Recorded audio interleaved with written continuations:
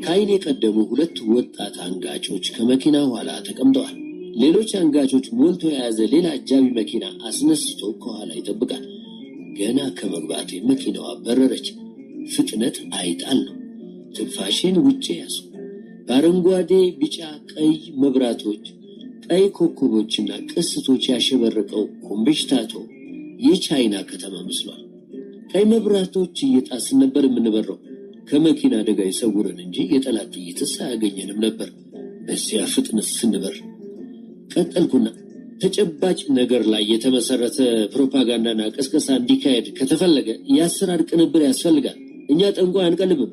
ኢንፎርሜሽን ሊኖረን ይገባል።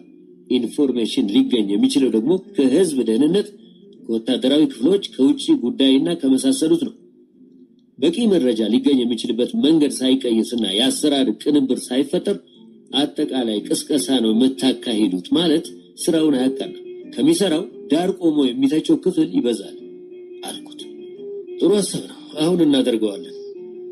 አሁን አልደከመህም አልኩት ገርሞኝ። አርፎ ውሎ ገና የተነሳ ይመስላል። የኃይሉ ምንጭ ምን እንደሆነ ሚስጥር ይሆንብኛል ሳየው።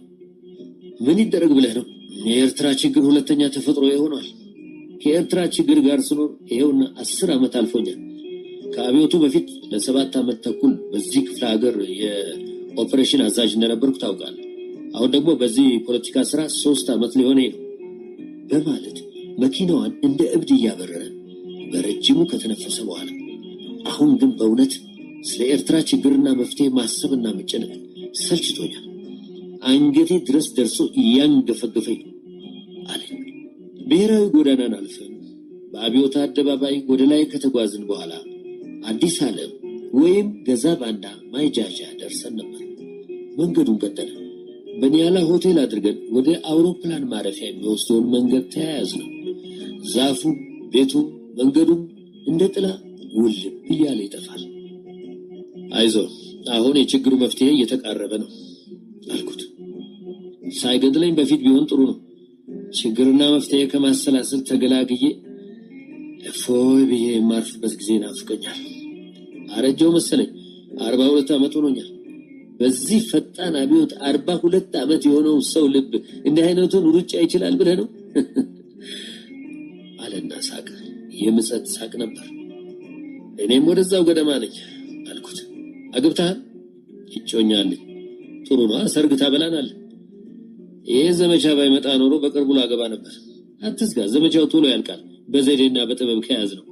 ግን ምን አልኩት። ነገሮችን በእርጋታና በዘዴ መያዝ አለብን ብሎ በመጣበት መንገድ ወደ ኋላ መመለስ ጀመረ። ወደ ክሮች ሮሳ ወይም ቀይ መስቀል ሲኒማ ቤት የሚወስደው መንገድ ከታጠፈ በኋላ በዚህ ክፍለ ሀገር ቋሚ ሽብር እንዲኖር የሚፈልጉ ሰዎች አሉ። በዚህ ሰሜናዊ አካባቢ ላለፉት 400 ዘመናት ጦርነት ያልተካሄደበት ጊዜ የለም እና ይህ ሁኔታ ብዙ ሰዎችን አድርባዮችና ተጠራጣሪዎች አድርጓቸዋል። አሁንም በዘመቻው ለመጠቀም አሰፍስፈው የሚጠብቁ አይጠፉም። ለዚህ ነው ረጋ ማለት አለብን የምለው። የዚህ ሀገር ችግር ውስብስብ ነው እና ደግሞ ከመሃል ሀገር የመጡ አንዳንድ ሰዎች ስልቻ ሙሉ መፍትሄ ይዘው የመጡ ስለሚመስላቸው የባሰ ችግር በመፍጠር ነገሩን ይበልጥ ውስብስብ ያደርጉታል። ሌላ ችግር እንዳንፈጥር ነው የምሰጋው። የታሪክ ሽሚያ ደግ አይደለም። ቤት ደርሰናል አለኝ። የውጭው በር ክፍት ሆኖ ነበር የሚጠብቀው። ወታደሮች በሩ ላይ ቆመዋል። በመጣበት ፍጥነት ሽው ብለው ገባ። ትልቅ ግቢ ነው። በመብራት ነዶ ፀሐይ መስሏል። ዙሪያ ጥምጥም ነው ያመጣው አለኝ። ረዥም መንገድ ነው፣ ንፋስ እንድንቀበል ብዬ ነው አለኝ። ቀዝቃዛውን አየር ተነፈስኩ። ግቢው በአበባዎች ተክል ተሞልቶ ይታያል። በጥሩ እንክብካቤ የተያዘ አትክልት ነው። አበባዎች ትወዳለህ መሰለኝ። አበባ መትከልና መኮትኮት ሆቤ ነው። አንዳንዴ ትንሽ ፋታ አግኝቼ መካከላቸው ቁጭ ስል ደስ ይለኛል አለኝ አበባዎቹን እየተመለከተ። ሌላስ? ሌላ ሆቤ ይግረምህና ወጥ መስራት ነው። አምሽቼ ከስራ ስመለስ የሌሊት ልብስ ለብሼ ወጥ መስራት ለምን እንደሆነ እንጃ ያዝናናኛል። ቆይ አንድ ቀን ሰርቼ እበልሃለሁ አለኝ።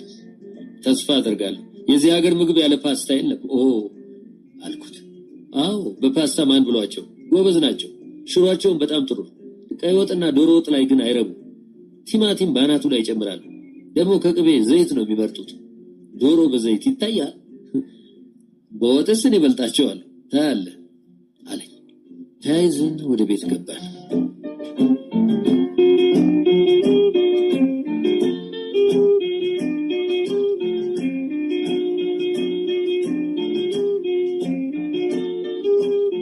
ወደ መታጠቢያ ቤት መሄድ ፈልጌ ነበር።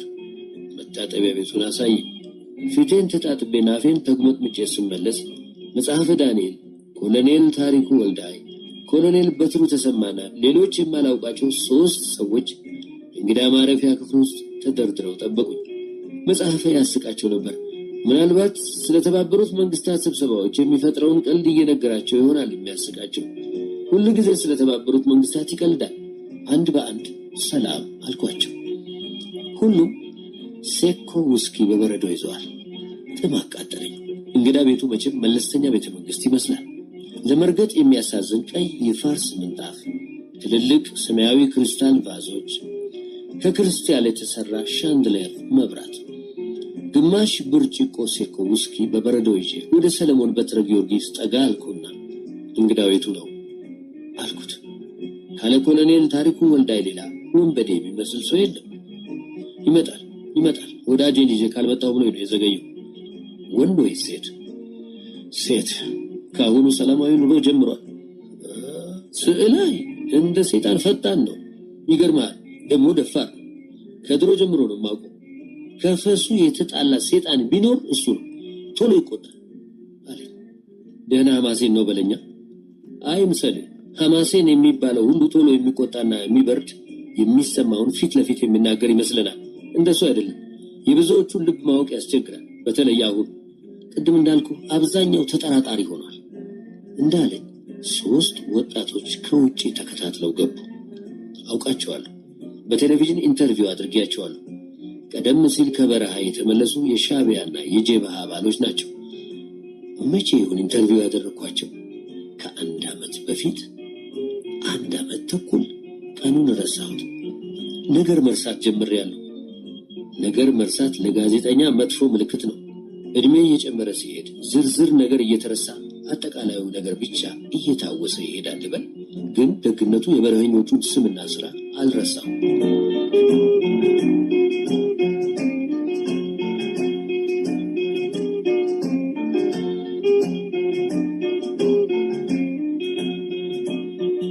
ፍትዊ በርሄ ወይም ወዲ በርሄ የጀብሃ ሀልዋ ሳውራ ዋና ጸሐፊና የዚሁ ድርጅት ማዕከላዊ ኮሚቴ አባል ነበር።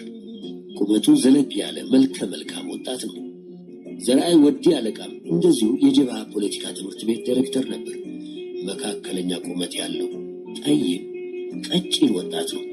አይናፋር ይመስላል። ሰው ቀና ብሎ ያይ። መስፍን ጽሩ የተባለው ቀጭን ብልጣብልጥ ነው። ጨዋታና ሳቅ ያበዛል። መስፍን ጽሩ የሻዕቢያ ሀልዋ ሳውራ ቀንደኛ አባል ነበር። 3ቱም ጮሌ አራዳዎች ነው የሚመስሉት ሲያዩዋቸው። በረኸኞች የነበሩ አይመስሉም። ለመሆኑ በረኸኛ ምን ይመስላል? በረኸኞች ከሰዎች የተለየ ልዩ ፍጡር መስለው በአይነ ህሊናዬ ለምን እንደሚታዩኝ አይገባኝ። እነርሱም አልዘነጉኝም። 3ቱንም የእጅ ሰላምታ ሰጠኋቸው። ተነፋፍቀው እንደቆዩ ሰዎች ተቃቀፍን። ፍትዊ በርሄ ወይም ወዲ በርሄ የጀብሃ ሀልዋ ሳውራ ዋና ጸሐፊና የዚሁ ድርጅት ማዕከላዊ ኮሚቴ አባል ነበር። ቁመቱ ዘለግ ያለ መልከ መልካም ወጣት ነው። ዘርአይ ወዲ አለቃም እንደዚሁ የጀብሃ ፖለቲካ ትምህርት ቤት ዳይሬክተር ነበር። መካከለኛ ቁመት ያለው ጠይም ቀጭን ወጣት ነው። አይናፋር ይመስላል። ሰው ቀና ብሎ ያይ። መስፍን ጽሩ የተባለው ቀጭን ብልጣብልጥ ነው። ጨዋታና ሳቅ ያበዛል። መስፍን ጽሩ የሻዕቢያ ሀልዋ ሳውራ ቀንደኛ አባል ነበር። 3ቱም ጮሌ አራዳዎች ነው የሚመስሉት ሲያዩዋቸው። በረኸኞች የነበሩ አይመስሉም። ለመሆኑ በረኸኛ ምን ይመስላል? በረኸኞች ከሰዎች የተለየ ልዩ ፍጡር መስለው በአይነ ህሊናዬ ለምን እንደሚታዩኝ አይገባኝ። እነርሱም አልዘነጉኝም። 3ቱንም የእጅ ሰላምታ ሰጠኋቸው። ተነፋፍቀው እንደቆዩ ሰዎች ተቃቀፍን። ትተዋወቃላችሁ ለካ አለ ሰለሞን። በጣም እንጂ በቲቪ ኢንተርቪው አድርጌያቸዋለሁ አልኩትና ወደ ሶስቱ መለስ ብዬ እንዳስቸገርኳችሁ ተስፋ አድርጋለሁ አልኩ። ጥሩ ነበር አለ ፍቱይ። ፈገግታው ደስ ይላል። ብዙን የተናገራችሁት እናንተ ነበራችሁ፣ ግን ጥሩ ፕሮግራም ነበር አልኩ። ዝነኞች አድርጎናል አለ ዘራይ ወዲ አለቃ። አገሩን ነቅንቃችሁት ነበር አልኳቸው። አሁን ግን የስላይ በራሂ ዜና ያጠላብናል። እኛ ያለፈ ያረጀ ታሪክ ሆነናል አለ መስፍን። ጥሩ ሞቅ ብሎታል። ፍቱይ በሬም ሞቅ ያለው ይመስላል። ከመምጣታቸው በፊት ሲቀመቅሙ የነበሩ ይመስላሉ። ኮሎኔል ታሪኩ ወልዳይ መጥቶ ተቀላቀላቸው። እህሳ ሚስተር ቲቪ አለኝ መጽሐፈ ዳንኤል። ከበረኞቹና ከኮሎኔል ታሪኩ ጋር መሆን ፈልጌ ነበር። ሲዋጉ የነበሩ ሰዎች ምን እንደሚባባሉ ለመስማት። መቼም አስቂኝ ነው። ታዲያስ ሚስተር ኢኮኖሚ አልኩት። ምን ወሬ አለ አለኝ። የኤሌክትሪክ ብርሃን ያረፈበት መላጣው ያብለጨልጫል። መነጽሩም ብርሃን መልሶ ይፈነጥቃል። ትናንሽ አይኖቹ ይቁለጨልጫሉ። ተንኮል የሚሰሩና የሚያዩ ይመስላሉ። አብረን ነው ያልነው፣ የኔኑ ያህል ታውቃለህ አልኩት። ከእናንተ ጋዜጠኞች እኮ ተራው ህዝብ ይበልጥ ያውቃል አለና ምጸታዊ ሳቁን ለቀቀው። በግድ የሚስቅ ነው የሚመስለው። ሲስቅ ሰውነቱ ሁሉ አብሮ ይርገፈገፋል። እንዴት አልኩት። ሰው አፍ ላይ ማይክሮፎን ደቅናችሁ ምን ያስባሉ የሚያክሉት ተጨማሪ ሐሳብ አለዎት ከማለት ሌላ ምን ታውቃላችሁ? እና ደግሞ የሰው ሐሳብ ቀመታችሁ የራሳችሁ ሐሳብ አስመስላችሁ ማቅረብ። የሚሰጧችሁን ሐሳብ እንኳን በትክክል ብታቀርቡ ጥሩ ነበር። የነካችሁትን ሐሳብ ሁሉ ታበላሻላችሁ። ጆርናሊዝም እንዲህ ከሆነ በሩቅ አለ። ያው የተለመደ ብዙ ሰዎች በጋዜጠኞች ላይ የሚሰነዝሩት ሂስ ነበር። ግምት አልሰጠሁትም። አንድ ቃል ለምን ተለወጠብኝ በማለት የሚያኮርፉና የሚናደዱ ሰዎች ሞልተዋል። ግጥም፣ ስድብም ሆነ ሙገሳ ተቀብሎ እንደሚያስተጋባ የጠጅ ቤት አዝማሪ ጋዜጠኞችን መመልከት መቼ ይቀር ይሆን? አባቴ ይሙት፣ አንዳንዴ ሳስበው ጋዜጠኛ መሆኔ ወይም መባሌ ያናድደኛል። የነገሩትን መልሶ የሚያስተጋባ የገደል ማሚቱ፣ ዋሹ፣ አድርባይ፣ ጠጪ የማንባለው ነገር የለም። አገልግሎታችን እንደ ጨው ተፈልጎ በዚያው ልክ ደግሞ ተጠልቶና ተረግጦ እንዴት ይሆናል? ምን አይነት ህይወት! ምን ነው አያስጠጣ፣ ሳይወዱ ያስጎረጫል እንጂ ከውስኪ የተጎረጨውና ጆርናሊዝም isn't a decima, science like economics mission አልኩት። ተቆጣን። እንዲያው ከእናንተ ጋር ተጣልቶ የት ሊደረስ? የጠላችሁትን ሰው አፈር ድቤት አስግጣላችኋል። በሆነልን አልኩት። ኃይለኛ መሳሪያ ይዛችሁ እንዴት አይሆንላችሁ? ባታውቁት ነው እንጂ እኮ ስልጣን በእናንተ እጅ ነው አለ። መቼም በነገር አገም ጠቀም ማድረግ የተለመደ ጠባዩ። ቀጠልና ስለ ዛሬው ስብሰባ ምን ታስባለህ ብሎ ጠየቀኝ። አላመነታውም። ትምህርታዊ ነበር። ከፊታችን ላይ የተደቀነው ችግር አሁን በግልጽ ይታየኛል አልኩት። እውነት?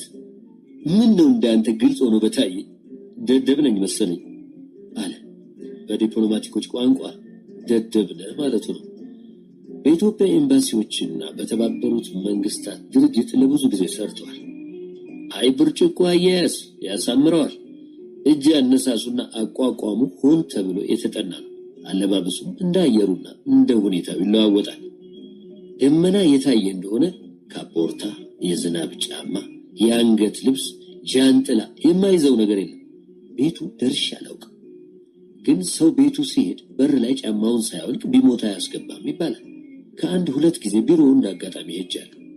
የሆስፒታል ቀዶ ጥገና ክፍል ምስጋኒጣ የሲጃራ አመድ ወይ ቡና ቢሮ ውስጥ ጠብ ካለ ከጎንና ጎን የቀረችው ጠጉሩ ተነስታ ትቆማለች። የሥራ ጓደኞቹ ሊያናድዱት ሲፈልጉ ቢሮ ሆነ ብለው የሄደው ጠረጴዛው ወይ ምንጣፉ ላይ ሲጃራ ይኮሰትራሉ።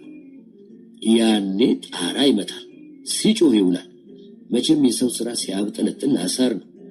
አንድ ሥራ እንዲያርም ወይም እንዲያቃና የተሰጠው እንደሆነ ለመጣውን ይኸውልህ የገሌን ስራ ተመልከተው፣ እድሌ ሁሉ ሽንፍላ ሳጥብ እኖራለሁ እያለ ያሳጣል። ግን ባለሙያ ነው። ላቀረብክልኝ ምስጋና የእጥፍ ድርብ ነው። አንተ ስለ ስብሰባው ምን ተሰማ ብዬ ጠየቅኩት። አየህ ጓድ አለ፣ እኔ መጽሐፍን አዳሃሪ ነው እንጂ አገር ይሸጣል የሚለኝ የለም። አዳሃሪ ቢሉኝ ደግሞ ግድ የለኝም። ይህን ምን አመጣው አልኩት። ቆይ እንጂ ጓድ፣ ምን ነው ጓድ እያልኩ በማለት ምጸታዊ ቀልዱን ጣል አደረገብኝና 20 ዓመት ስር ሰዶ የኖረ ችግር በዘመቻ አይፈታም። የኤርትራ ችግር የውስጥ ችግር ብቻ አይደለም። በውጪ በኩል ያላሰለሰ ዲፕሎማቲካዊ ጥረት፣ በውስጥ ደግሞ መሰረታዊ የኢኮኖሚ ግንባታ፣ ፖለቲካዊ ስራና መግባባትን የሚጠይቅ በዘዴና በጥበብ የሚያዝ ስራ ቀልድ አይደለም። በአንድ ወቅት ለአንድ ስራ ዘመቻና ርብርቦች ጥሩ ነው፣ ግን ልማድ ሆኖ እንዳይቀር ያሰጋል። የኤርትራ ችግር ቀላል አይደለም፣ ውስብስብ ነው። ይህን የቆየ ችግር በዘመቻ እንፈታለን ብለን ስንረባረብ ካሁኑ ሌሎች ችግሮችን እየፈጠርን ነው። 450 ከባድ የጭነት መኪናዎች፣ 250 ሼልቶ፣ 200 ከነተሳቢያቸው ወደ ሰሜን ማዞር ከኢኮኖሚ አንጻር ምን ማለት ነው? ባጭሩ ኢኮኖሚው ተናግቷል ማለት ነው። ደግሞ አሁን የመኸር ጊዜ መሆኑን አትርሳ። ዳቦ ከሱቅ እህል ከገበያ ቢጠፋ አይገርመኝ። ያለንን መዋለ ንዋይ እዚህ አምጥተን ስናፈስ ምን የሚሆን ይመስላል? ባጭሩ የልማት ስራ ይገታል። ልማት ሲገታ አሁን ያለው ስርዓት ሰራዊት ቁጥር ይጨምራል እና ምን ይሆናል? ስርዓት ሰራዊት ይዞ ሶሻሊዝምን መገንባት እንዴት እንደሚቻል ለኔ ግልጽ አይደለም። ይሄ ዘመቻ የሚነካካው ብዙ ነገር ነው በማለት ንግግር ብጤ ያደረገልኝ። ይልቅ አሁን አናደደኝ። ስብሰባው ላይ ምን ዘጋ? ቅድም እንዲህ ብለህ አትናገርም ነበር? ማከለከለ? መድረኩ ለማንም ክፍት ነበር። ለምን ሐቀኛ አልሆንም አልኩት። ትቀልዳለህ ልበል አለኝ። ኖ ቀልዴን አይደለም፣ የምሬን ነው። ልክ ነው። ከእንዳንተ ያሉ ምሁራን የሚጠበቅና የሚፈለግ ነገር ቢኖር ግልጽነትና ሐቀኛነት ነው። ሰውየው የሚሆኑ አብረዋቸው ከሚሰሯቸው ሰዎች የሚጠብቁት ይህንኑ ነው፣ ግልጽነት፣ ሐቀኛነት። አብዮትም ቢሆን ማንኛውም ስራ የጥቂት ሰዎች ንቅናቄ ወይም ኃላፊነት አይደለም። አብዮቴ ወይም አገሬ የሚለው እኩል ኃላፊነትና ግዴታ አለበት። ማንም ከሌላው ያነሰ ኢትዮጵያዊ አይደለም። አገሬ አብዮቴ እስካለ ድረስ ኖ ስማኝ እንጂ አቀጣጥሎ ወዴት? ይሄ የተባበሩት መንግስታት ሸንጎ አይደለም። ምሁራን ቀና ብለው ካልተሳተፉ አስተዋጽኦ ካላደረጉ እንዴት ይሆናል? እነማን ናቸው በኃላፊነት ስራ ላይ ያሉት ማለት ብቻ አይበቃም። መሳተፍ ያስፈልጋል።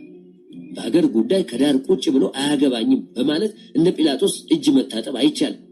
እና ጓድ፣ የኤርትራ ችግር አንተ እንደምታየው አይደለም። በነገሩ አልተቸኮለበትም። 8 ዓመት ችግሩን ለማስታመም ተሞክሯል።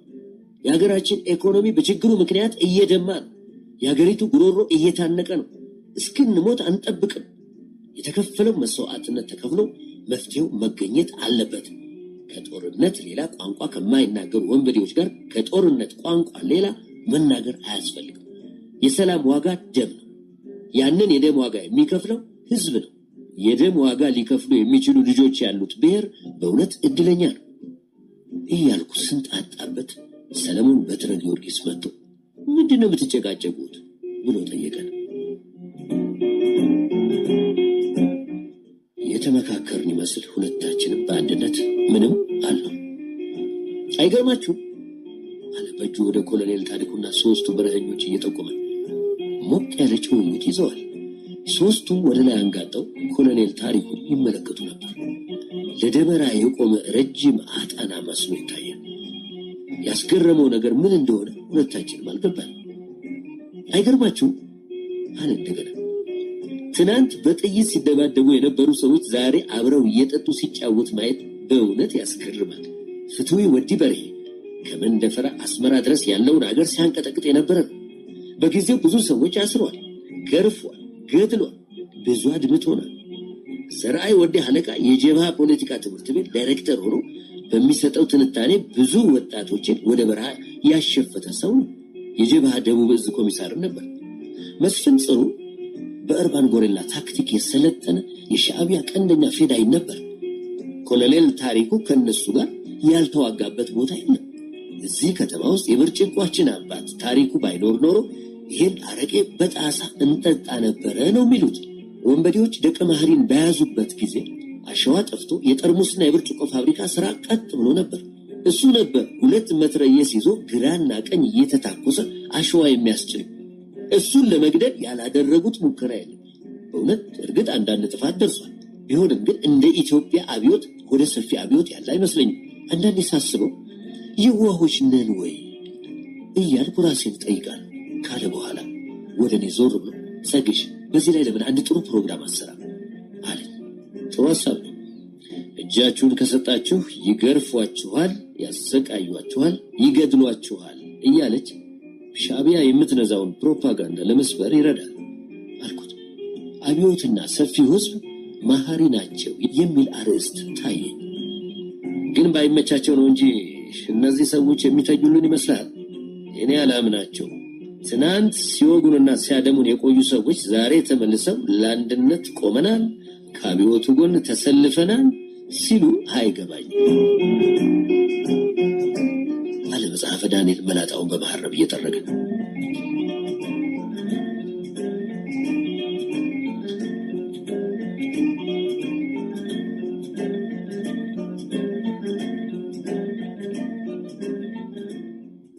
ሰለሞን በሐሳብ ተመስጦ ከማመን በቀር ሌላ ምን ምርጫ አለ?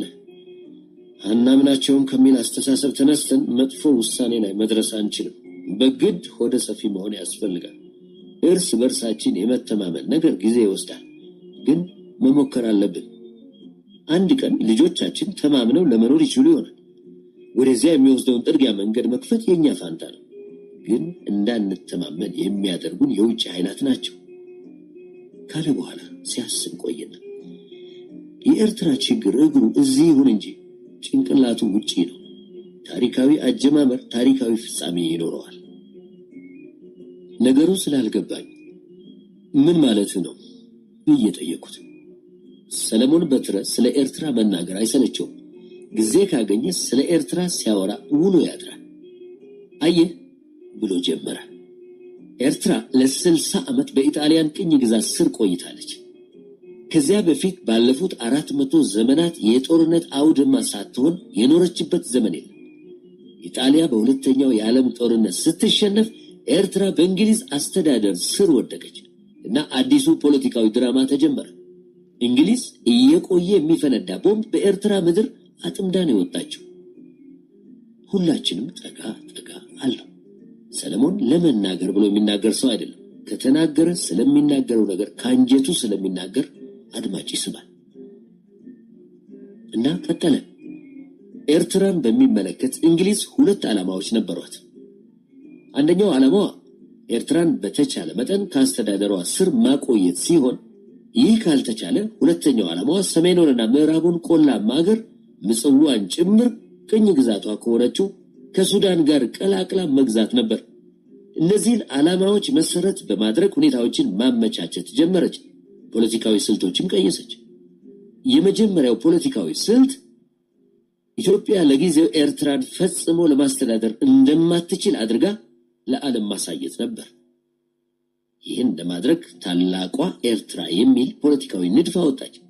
ንድፉ ትግራይን ከአልውሃ ምላሽ ከኢትዮጵያ በመገንጠል ከኤርትራ ጋር ቀላቅሎ የሚይዝ ነበር። ይሄ ነበር የታላቋ ኤርትራ ግንዛቤ። እንግሊዝ ይህን ዓላማዋን የሚያስፈጽምላት መሳሪያ አላጣችም። በሳህለ ሥላሴ ስርወ መንግስት የተወሰደብኝን ዙፋን ወደ ሳባጋዲ ስርወ መንግስት እመልሳለሁ የሚል ምኞት የነበረው ደጃዝማች ተሰማ አስመሮም የተባለ ሰው ነበርና ታላቋ ኤርትራ የተባለውን መፈክር አስነግባ አነሳሳቸው። የወያኔ ጦርነት ተከፈተ። ዛሬም ኢሳያስ አፈወርቂና ወያኔዎች የሚያራምዱት ይህንኑ ዓላማ ነው። ኢትዮጵያ ኤርትራን ለማስተዳደር አትችልም የሚል ጥርጣሬ እየተፈጠረ ስለሄደ እንግሊዝ ያሰበችው ለጊዜው የተሳካላት መስሎ ታየ። ይሁን እንጂ በዚሁ ወቅት ኢትዮጵያ ወይም ሞት የሚል መፈክር ያነሳ የማህበር አንድነት ኃይል እየተጠናከረ በመሄድ ላይ ነበር። አብዛኛዎቹ የአንድነት ማህበር መስራቾችና አባሎች ከኤርትራ ደጋማው ክፍል ከመሆናቸው ሌላ በአብዛኛው ክርስቲያኖች ነበሩ። እንግሊዝ ግልጹን ነገር አደረገች። የእስልምና ሃይማኖት ተከታዮች የሆኑትን የቆላማውን አገር ተወላጆች በማሰባሰብ ራቢጣ አልኢስላሚያ የተባለ የፖለቲካ ቡድን እንዲመሰረት ከማድረጓም በላይ በኤርትራ ጣሊያንኛ ኦፊሲያላዊ ቋንቋ መሆኑ ቀርቶ ከእንግዲህ ትግርኛና አረብኛ ኦፊሴላዊ ቋንቋ ሆኖ እንዲሰራባቸው አደረገች። የከፋፍለ ግዛ ፖሊሲ መሰረት ያዘ። ለመጀመሪያ ጊዜ በኤርትራ የፖለቲካ መድረክ ላይ 3 የተለያዩ አቋሞች ተከሰቱ። እነሱም አንደኛ ታላቋ ኤርትራ የሚለው ወገን ኤርትራ ለኤርትራውያን የሚል አቋም ያዘ። ሁለተኛ ራቢጣ አልኢስላሚያ ኤርትራ በእንግሊዝ አስተዳደር ስር መቆየት አለባት የሚል አቋም ሲወስድ፣ ሶስተኛ ማህበር አንድነት ደግሞ ኢትዮጵያ ወይ ሞት በሚለው ዓላማው ጸና። በማይታረቁ የፖለቲካ፣ የጎሳ፣ የቋንቋና የሃይማኖት መስመሮች የኤርትራ መገነጣጠል ሁኔታ ተሟላ። የእንግሊዝ የበኩር ልጅ ተወለደ። ሁኔታው በኤርትራ ምድር ተወስኖ አልቀረም። ቀይ ባህርን የአረብ ሐይቅ ለማድረግ የቆየ ዓላማ ያላቸው የአረብ መንግስታትና ይህንኑ የዘይትና የሸቀጣሸቀጥ መተላለፊያ ስትራቴጂካዊ ኬላ የሆነውን ባህር ለጥቅማቸው ሲሉ አሁንም ሆነ ወደፊት በቁጥጥራቸው ስር ለማቆየት የሚፈልጉት ሀያላን መንግስታት በጉዳዩ በቀጥታም ሆነ በተዘዋዋሪ መንገድ እጃቸውን ማስገባት ስለጀመሩ ችግሩ እየሰፋ ዓለም አቀፋዊ ባህሪ እየያዘ ሄደ። የነገሩ ጭራ እዚህ ቀርቶ ጭንቅላቱ ውጭ ወጣ። የኤርትራ ታሪክ በተለይም በአረብ አገሮች ያልነበረ ቅርጽ፣ ይዘትና ትርጉም እየሰጠው በውጭ ኃይሎች እጅ ፖለቲካዊ እንዝርቱ ይሽከረከር ጀመር። ይሁን እንጂ ነባራዊ ታሪክ በመጨረሻ ታሪካዊ ፍርዱን ሰጠ። የአንድነት ማህበር ዓላማ በአሸናፊነት ወጣ። ኤርትራ ከእናት አገሯ ጋር በፌዴሬሽን ተዋሃደች። ሆኖም ነገሩ በዚህ አላቆመም። እንግሊዝ ለጥቅሟ ስትል በኤርትራ ምድር ቀብራ የወጣችው ቦምብ ቀስ እያለ ይፈነዳ ጀመር። በስልጣን በጥቅምና በሹመት ያኮረፉ አንዳንድ የአገሩ ተወላጆች የፌዴሬሽኑ ህጋዊ መንፈስ በትክክል ስራ ላይ አልዋለም በማለት ውስጥ ውስጡን ነገር እየጎነጎኑ የኤርትራ ጉዳይ እንደገና በተባበሩት መንግስታት እንዲታይ ጥረት ያደርጉ ጀመር። ነገሩን እንዲገፉበት የሚገፋፋቸውና የሚያግዛቸው አገሮች አላጡ። የአረብ አገሮች በተለይም ግብጽ ለዚህ ዝግጁዎች ነበሩ። አባይን ከምንጩ ቀይ ባህርን ካናቱ ለመቆጣጠር ያላቸውን የቆየ ዓላማ በተግባር ሊተረጉሙ የሚችሉት የኤርትራን ምድርና ህዝብ የመረማመጃ ድንጋይ በማድረግ እንደሆነ ያውቃሉ። በጊዜው የነበረው የኢትዮጵያ መንግስትም በሞኝነቱና በጠባብ አመለካከቱ በራሱና በአገሪቱ ላይ ዱላ ከማቀበል ያነሰ ሚና አልተጫወተም ነበር። ይባስ ብሎ ኢትዮጵያን አግኝታችኋል፣ ሞትም ያውላችሁ የሚሉ ኤርትራ ለኤርትራውያን በማለት ለጥቅማቸው ሽንጣቸውን ገትረው ይሟገቱ የነበሩትን አንዳንድ ግለሰቦች እየመረጠ ቁልፍ ቦታዎች ላይ ይሾማቸው ጀመር። የአንድነት ማህበር አባሎች አንገታቸውን ደፉ። ፌዴሬሽኑ ፈርሶ ኤርትራ ሙሉ በሙሉ ከኢትዮጵያ ጋር እንድትዋሃድ ከተደረገ በኋላ ማህበር ሸውዓቴ ወይም ሐረካ በመባል ውስጥ ውስጡን ይካሄድ የነበረው ንቅናቄ ግልጽ እየሆነ መጣ። ይህ ንቅናቄ በመሰረቱ በህግ እንመዋገታለን በሚሉ በስልጣንና በጥቅም ሽሚያ ባኮረፉ አንዳንድ ሰዎች የሚመራ ነበር። ሐረካ ወይም ኤርትራ ሊብሬሽን ሙቭመንትን የመሰረቱት እንደ ኢብራሂም ሱልጣንና ወልደ አብ ወልደ ማርያም የመሰሉት የቀድሞ ራቢጣ አልኢስላሚያ መስራቾች ነበሩ። እንደ አውሮፓ አቆጣጠር በ1958 ጀብሃ ወይም ኤርትራ ሊብሬሽን ፍሮንት ተመሰረተ። በጀብሃና በሐረካ መካከል የስልጣን ቅራኔ ተነሳ። ሐረካ ተመታ፣ ህልውናው ለመጨረሻ ጊዜ አከተመ። የመጀመሪያዋ የአመፅ ጥይት በ1961 በኢድሪስ አዋቴ ተተኮሰች። በነ ኢድሪስ አደም፣ ኡስማን ሳልስ አቤ፣ አብዱላ ኢድሪስ፣ ዴናይ ኡመር አዛዝ፣ አብዱል ከሪም መሐመድ፣ አሊ አማሮና ወልዳይ ካሳ የተመሰረተው ጀብሃ በቆላማው አገር የበላይነቱን ከያዘ በኋላ የኤርትራ ህዝቦች ብቸኛ ተወካይ እኔ ነኝ፣ ኤርትራ አረባዊ ናት በማለት ጭራውን እዚህ ጭንቅላቱን በአረቦች ሀገር አድርጎ ኤርትራን በ5 ቀጠናዎች በመክፈል ከውስጥና ከውጭ ፖለቲካዊና ወታደራዊ ማዕበል ይፈጥር ጀመር። መሐመድ ዴናይ በባርካ፣ ዑመር አዛዝ በሰማሃር፣ አብዱል ከሪም መሐመድ በሰንሂት፣ አሊ ኡማሮ በማሪያ ቀይህ እና በማሪያ ጸሊም፣ ወልዳይ ካሳይ በደጋማው ሀገር ተሰለፉ። ካሰላለፋቸው ለማየት እንደሚቻለው ጀብሃ 90% የባርካና የአሳውርታ ተወላጆች የበላይነት የያዙበት አቋም ሆኖ ይገኛል። በመሆኑም ጀብሃ ውስጣዊ አንድነቱን ይዞ ለመቆየት አልቻለም። ለምን? አንዳንድ ታዛቢዎች እንደሚሉት በውስጥ የመከፋፈሉ ሁኔታ ያመጣው ርዕዮተ ዓለማዊ ቅራኔ ሳይሆን የኤርትራን ህዝብ የሚወክለው ማን ነው?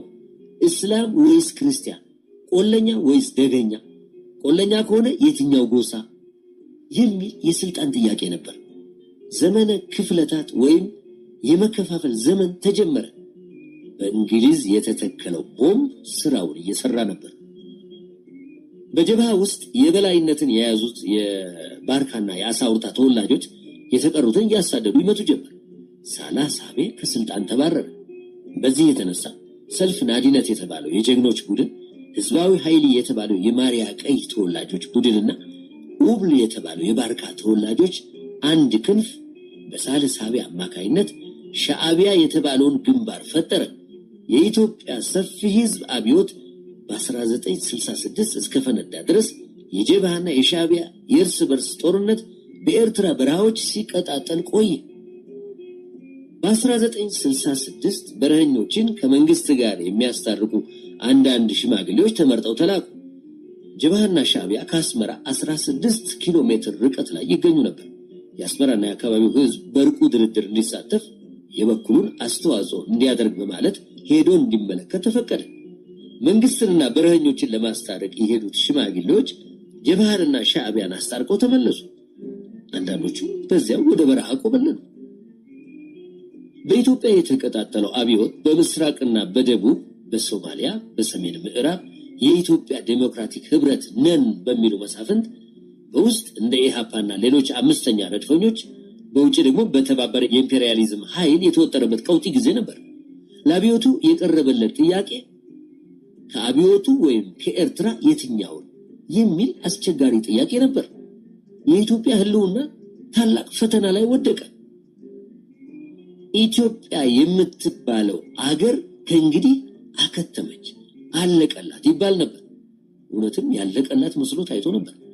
አዲሱ የኢትዮጵያ ካርታ ምን እንደሚመስል ለማየት የሚሞክሩ ሰዎች ጥቂት አልነበሩም። ሁኔታውን በማየት ጥንቱንም አባይን ከምንጩ ቀይ ባህርን ካናቱ በመቆጣጠር የተዳከመች ኢትዮጵያን ለማየት የሚፈልጉት አንዳንድ የአረብ መንግስታት ሱዳን ጭምር ከተገንጣዮች ጋር በጎን ተሰልፈው እንደ እብድ ገላጋይ ካራ ያቀብሉ ጀመር። ይሄ ሁሉ ተደምሮ ለተገንጣዮች አመቺ ሁኔታ ፈጠረላቸው። ወርቃማ ጊዜ መጣላቸው። ሁኔታውን በመጠቀም ተነቃነቁ።